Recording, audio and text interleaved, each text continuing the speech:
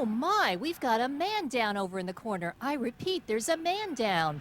He's holding his head and looking a little woozy. Mia, we seem to have one of these incidents every year, and it burns me every time. Somebody wants to be a clown and drink from the lab equipment. Not really funny now, is it? This place is no place to be eating or drinking anything. These chemicals can kill you if they're ingested accidentally. Fortunately, they aren't working with any toxic chemicals today, or this could have been more serious. It will put him out of the game, and it will hurt the team with the judges at least. Yep, I have just received a note. The judges have penalized Roosevelt 5 points. Looks like he'll be on the disabled list for a while. It's probably safe to say that when you're in the lab, you shouldn't put anything in your mouth. Safe to say and safe to do. When you're in the lab, don't taste the chemicals and don't drink out of the equipment. Well, he seems to be recuperating a bit, and our action really seems to be heating up. Yeah, and speaking of heating up, over there is somebody getting ready to light a Bunsen burner. Oh, she sure is. What do we need to look for here? Look for an explosion if you do this wrong.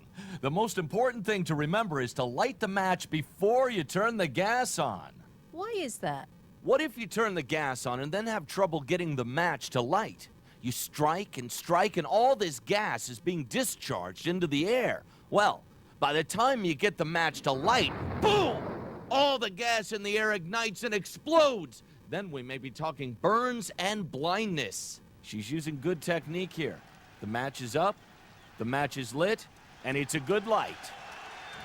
The judges rated a 9.89.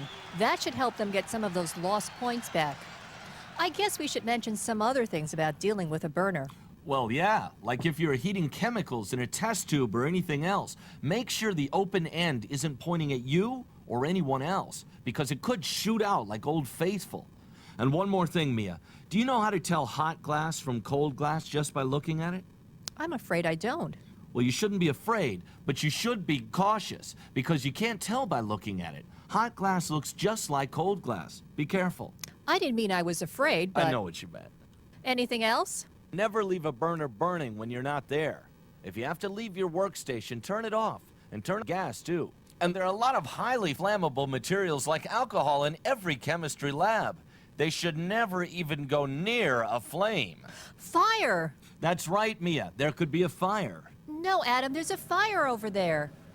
Whoa! But look, there's the fire extinguisher. They're all over it, and it's out. Wow. Let's look at that again from another angle. The fire is going to be here.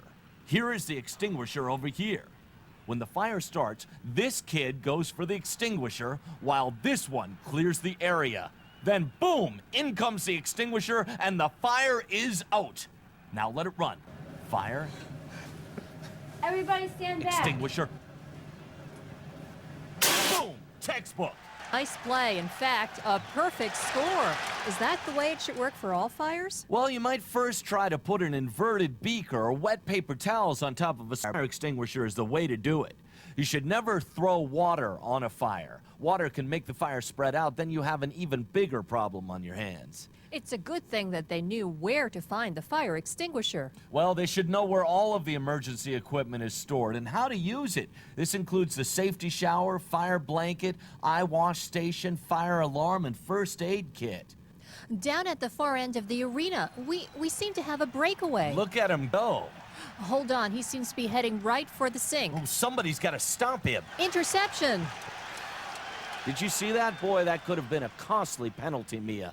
You never pour chemicals down the sink. The judges seem to have let the near catastrophe go. What do you do with chemicals when you are through with them? Well, it varies from lab to lab, so you have to play by the rules of the home team. But there is always a system, and it should always be followed. And hey, these players should look for instruction if they don't know. Well, the experiments seem to be coming to their conclusions with a few minutes to spare, Adam. Roosevelt seems to be in a good position to take over the Chem Games lead. Will our competitors be content to just run out the clock? No way, Mia. There's still plenty of work to be done, and the judges will be watching it carefully. They still need to properly dispose of the chemicals, clean all of the glassware, and put all of the equipment away. Finally, it is crucial that they wash their hands. Wash their hands? Of course. Who knows what they have on them? What if they go to eat a sandwich right after the games are over? Or they have to wipe their eye? Better make sure they're clean. Well, Adam, we've come down to the moment of truth. Time to tally the score.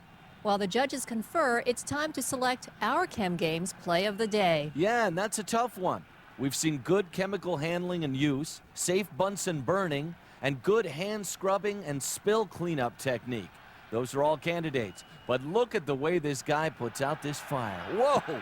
If they win, it will be this perfect 10 that puts them over the top. That gets my vote. I'm with you.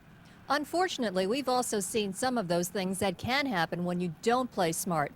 Like this joker, drinking from the lab equipment. Yeah, but we've seen that those things can be avoided if these folks just use good lab safety technique. Well, Roosevelt needs at least an 8.02 to take the lead. The judges give a 9.9 for the cleanup for a final score of 62.71. That puts Roosevelt in the lead by nearly 3 points. Will it hold up?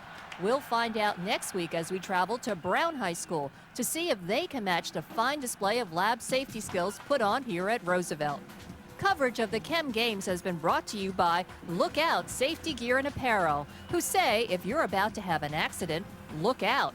By Faro Fire Extinguishers, when you want it out once and for all. And by Lookin' Good Safety Goggles, who remind you that at the end of the day, if you can still see, you're looking good. For Adam Small, I'm Nia Beaker, saying so long from the Chem Games.